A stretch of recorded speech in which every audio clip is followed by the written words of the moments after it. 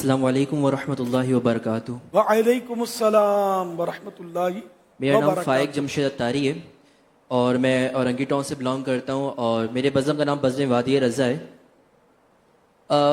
میرا امیر سنت سے یہ سوال ہے کہ بہت زیادہ چراغا کرنے پر کچھ لوگ اعتراض کرتے ہیں، کہتے ہیں کہ اتنے خرچے کیوں کرتے ہو، ہلکا ہاتھ رکھو بھائی۔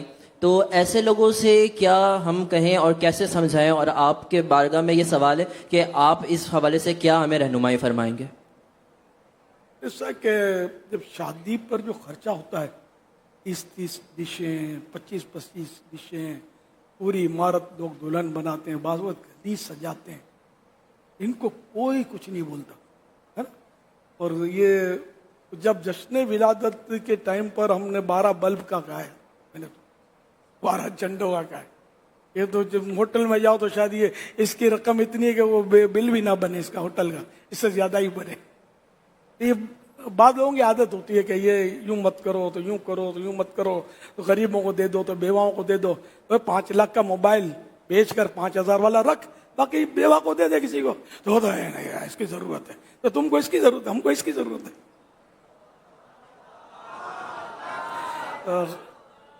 انشاءاللہ یہ دھومیں تو بڑھتی رہیں گی انشاءاللہ۔ ہر سال۔ ہم نے تو دیکھا کہ اضافہ ہی ہو رہا ہے۔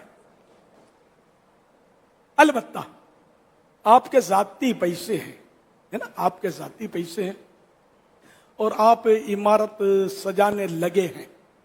ایک میں آپ کو کام کی بات بتا رہا ہوں، صرف اسی کو مد نظر رکھیے گا کہ چندے کے پیسے تو اپنے چراغاں کے لیے لیے گئے، اب یہ آپ کسی کے کفن میں بھی نہیں دے سکتے کہ لیے چراغاں کے لیے، کفن پہ دینا چاہیے، ڈالو جیب میں ہاتھ، پیش کر دو کفن۔ اس چندے سے کیوں جو آپ نے چراغاں کے نام سے کسی سے لیے، کہ اس جس مد میں لیا اس مد میں خرچ کرنا واجب ہے، ٹھیک ہے نا۔ تو آپ کی ذاتی عمارت آپ سجا رہے ہیں، ذاتی پیسے ہیں آپ کے۔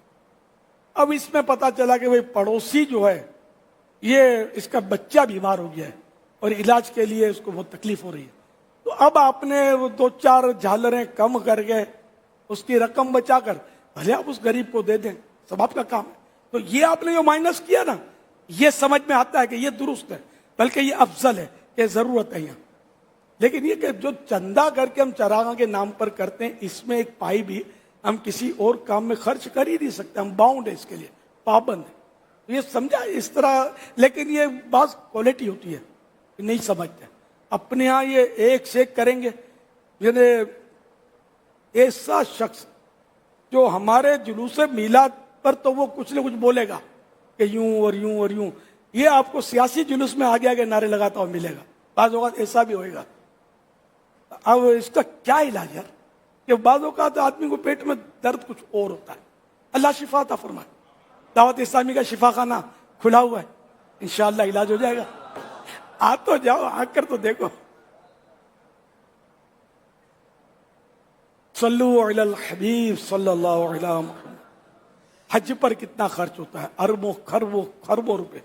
کوئی مسلمان سوچ بھی نہیں سکتا کہ حج بند کروا دیا جائے، اتنا خرچہ نہیں کرو۔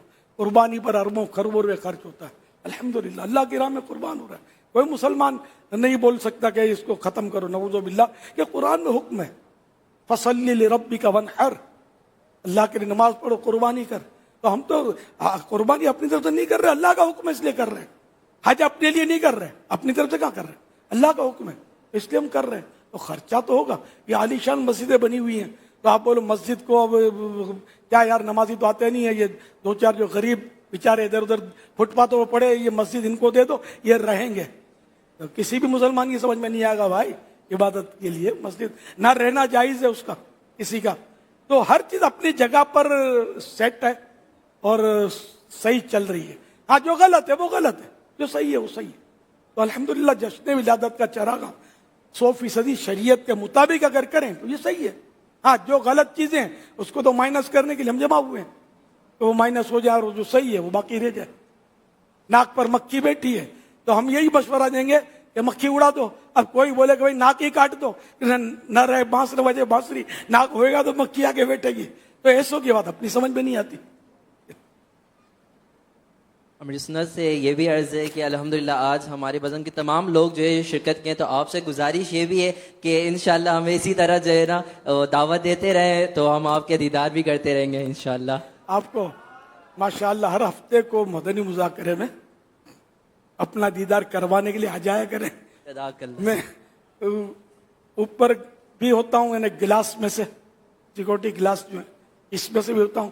پھر وہ اس کے بعد خصوصی، وہ عمومی ہم کہتے ہیں آن ایئر، یہ آف ایئر خصوصی، تو آف ایئر میں بھی آ کر بیٹھتا ہوں اسی طرح جس طرح اس وقت آج ہم بیٹھے ہوئے نا.